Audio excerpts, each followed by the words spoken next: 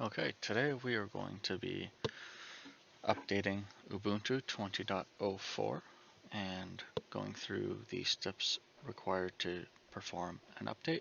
We'll also be installing Webmin into our Ubuntu 20.04 and how to get the Webmin source into our sources.list file so that we can run the install through apt.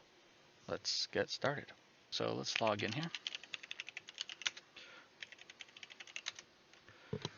Okay, so upon initial login, we see that we have 101 updates that can be installed immediately.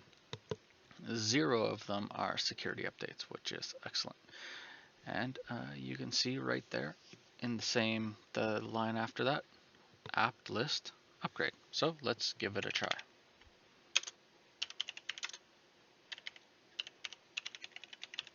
And I think this -- upgradable is a newer feature of apt that is kind of pushed into 20.04. I believe it might also be available in 19. That shows you all of the packages that are going to be updated. Typically, when you run the upgrade, it will tell you all of the packages that are going to be upgraded, and you have to confirm either yes or no, unless you're confirming that with the command. However, this looks much better. You get the green base package name and what it's going to be updating. So I would recommend typically you go through this, just make sure that everything that you see here is a package that you do actually want to have upgraded. Normally it's fine. I have run into some applications that I would like to stay on a specific version because newer versions either have bugs or issues that will cause system outages or break for my particular use case. So we're going to go through here. Everything looks like we can go ahead and upgrade that. So everything in here looks good, and we will do an apt update. Okay, so what this will do is it will query the Ubuntu update servers that we have listed by default, and it will grab new packages. Okay, so as you can see here, running this command, we don't have permission. So what we can do is we can do a sudo and 2 exclamation marks or bang bang. What that will do is 2 bangs will run the previous command, and sudo will obviously put a sudo in front of it. So if we actually just do bang bang there, we're going to get the exact same thing. We can see here that we ran apt get again. So if we do sudo bang bang, we are going to run sudo apt update. Let's put in our password. So we're querying the archive servers for Focal, which is this version of Ubuntu, and it has updated, and you can see now that instead of 101 packages, we have 106 packages. Push the up arrow a couple times here. We'll go back to the list. Make sure that none of the new packages jump out at us. So with just a shift page up, I'm just going to page up in this list. Make sure there's nothing in there that stands out that I want to not upgrade. Everything looks okay. Now we can do a sudo apt upgrade. Okay, so as I said before, this is the list that we will get. It's not in a very readable format, and it's not exactly listing the exact version to and from as the list above. You can see here, for instance, zliblg focal update 1. It's going to update to 1.11, and it's upgradable from this version here. So we have DFSG-2 Ubuntu 1. This one's going to be upgrading to DFSG-2 Ubuntu 1.2. Okay. So this doesn't list those. It just tells you what the application or package is going to be upgraded from, and you don't really get much information other than that. Up here, these are going to be your Linux headers and your kernels. These are no longer required. Those can be removed. We will do that with an auto remove. Saves a little bit of space. It's not a bunch, but if you're running a tight Linux, then you will want to do that. And these are the new packages.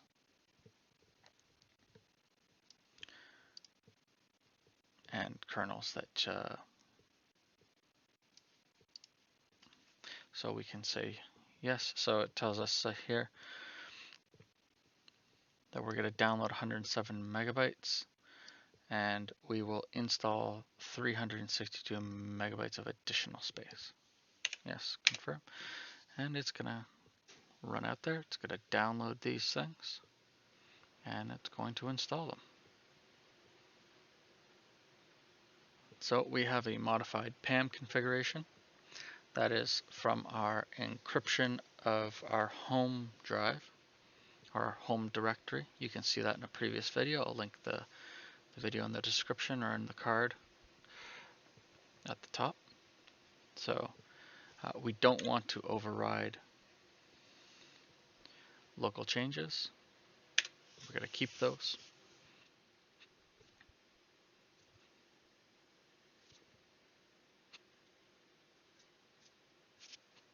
Okay, so we got all of our updates. So all of our packages are now updated. So if we go to apt upgrade, we can see that we have 0 upgrade and 0 to install, 000. But we do have some packages that we want to remove and possibly also install. So if we wanted to upgrade the Linux headers and kernels, we would do sudo apt dist upgrade. A little bit of a different command. We have no new headers and no new kernels. So the ones that we do want to remove that were previously installed, sudo apt auto remove, and the ones that we had selected previously up here are now removed. So these are the headers here. So what do we do if we want to see or change where our list of source packages is? If we want to install software that isn't included in the Ubuntu archive? Well, typically we can check out where our sources or our archives are listed in the sources.list file. Let's do sudo vi etc apt sources.list. So basically this is just a list of where we will check for new software or new updates, or if we're requesting to install a package, this is where it's going to check for new packages and updates and stuff like that, all of these URLs here. And typically you could probably load one of these URLs. Let's take a look if we can do that. So let's bring our browser over here. We'll take a look at what it gets us. We'll just go to this URL right here. That is the URL for the main repository. Okay. And here is the repository. So if we wanted to go to the focal repository, we go to dists or distributions, we find focal, here's focal, and multiverse, we select multiverse for this specific repository, and this is basically what we have. We have our 64-bit, a 32-bit, Debian installers. So this entry in our sources list is going to come to here, download this packages zip file, and give us a list of updated packages from this portion of the repository. Okay, so we can go to the next one. It's going to be the same URL, except it's going to be focal updates instead of focal. So there's focal updates, the contents of the updates. We can go to multiverse 64-bit because we're running a 64-bit. Here's the packages. This is what it downloads to get the list of updated packages compared to the list that you have on your machine. Okay. Pretty interesting. You can come here, you can download these things manually. If you want to take a look in here, you can go ahead and do that. Take a look at your repositories in your sources.list file, and you can go to the URLs that are listed there and take a look at what's inside of there. Pretty cool.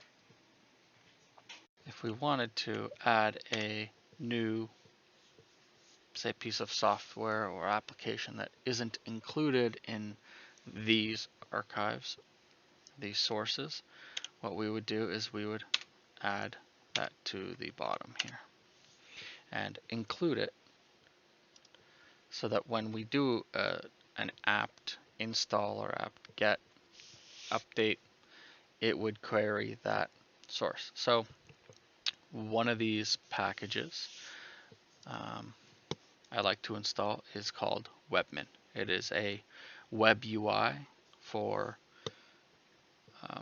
Debian, or it can be for multiple versions of Linux or distributions of Linux.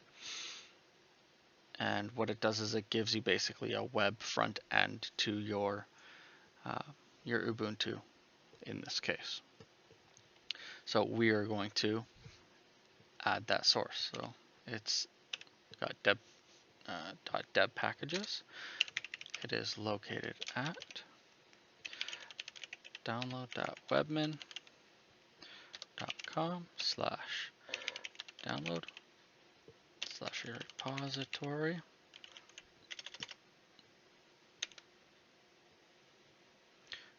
That's the URL.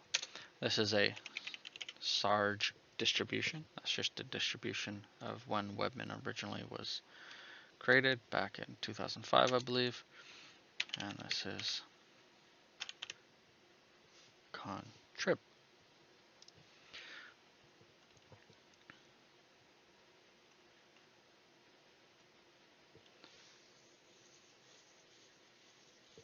Now, the contrib there, that's going to be your, what kind of components. Third-party repositories are only going to have one category. Usually it's either main, restricted, universe, or multiverse, and I see contrib a lot. So we'll just stick with that, and we will save this. Okay, so that's just the first step to doing this. The next thing that we want to do is download the public key so that we have signed packages. Without it, I believe you can go on without it. However, it's going to ask you if you're sure you want to install packages like that that are not signed. So if you mistype the URL or something like that, or you want to be sure, obviously, that you're getting a non-corrupt package and you're connecting to a trusted source, you'll want to add this. So let's get the key. So what we'll do is we will use wget sudo wget -q for quiet. we don't want the output printed to the screen.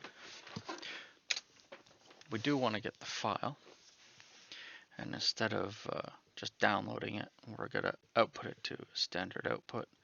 So that's dash large O, and we don't want the file name, we want the contents, so another dash.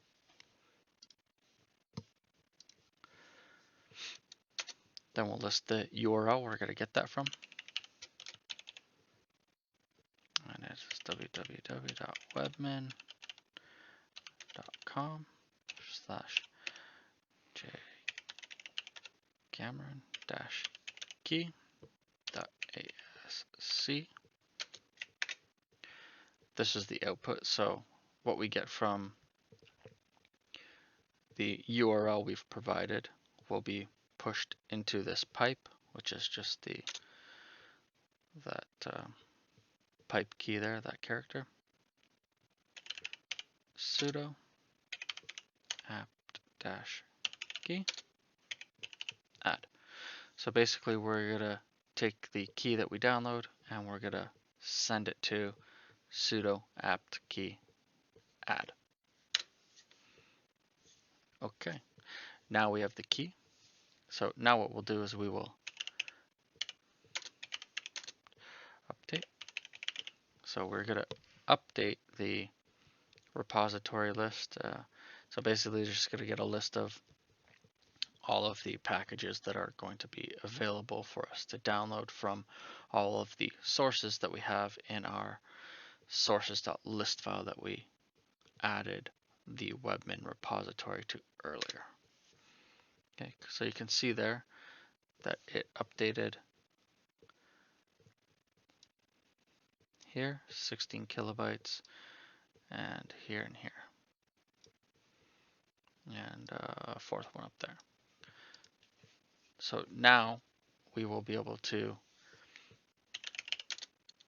sudo apt install Webmin. So when we run this, it will look at these repositories and it'll look for the Webmin package, and it's there and available, and we'll be able to download it and install it. So I'll say, yes, let's install Webmin. So now we will be able to navigate to our site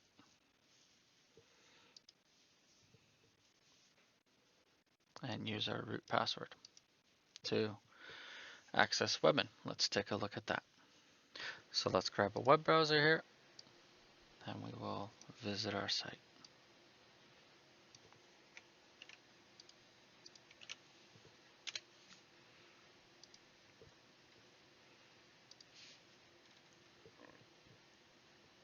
So because it's an HTTPS site and we don't have a secure certificate that's signed, that's fine. It's on our local network. We'll accept the risk and continue. And here we have our Webmin web browser interface.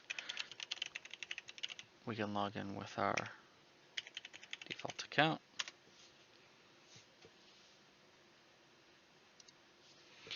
And this is what we have. Gives us a nice interface of our CPU, memory, disk space. We have lots of options over here. We can configure our Webmin, our themes and stuff like that. Day-night mode. I like night mode.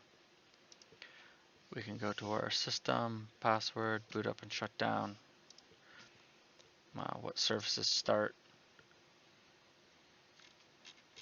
when we boot up and which ones are running on startup. Tons and tons of awesome features that make it easy to configure. We can configure our SSH server.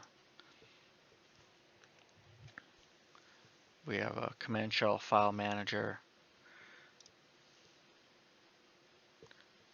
bandwidth monitoring if you wanted to. This takes up a little bit of CPU. can create raids, volume management, partitions. You can see we have our disks here set up for our next video, which is going to be a RAID 5 implementation. Lots of awesome stuff available on here. We can see our process history. So there's some, it even gives us this, recent package updates such as new kernels. A reboot is required. So sometimes that'll appear here on the bell. It does here. Tells us who's logged in, when, for recent time. It is just an excellent interface for any headless server or something that you don't have a GUI on. I like to use it. And that is how we use apt update in Ubuntu 20.04 and install Webmin. Thanks, I'll see you on the next video.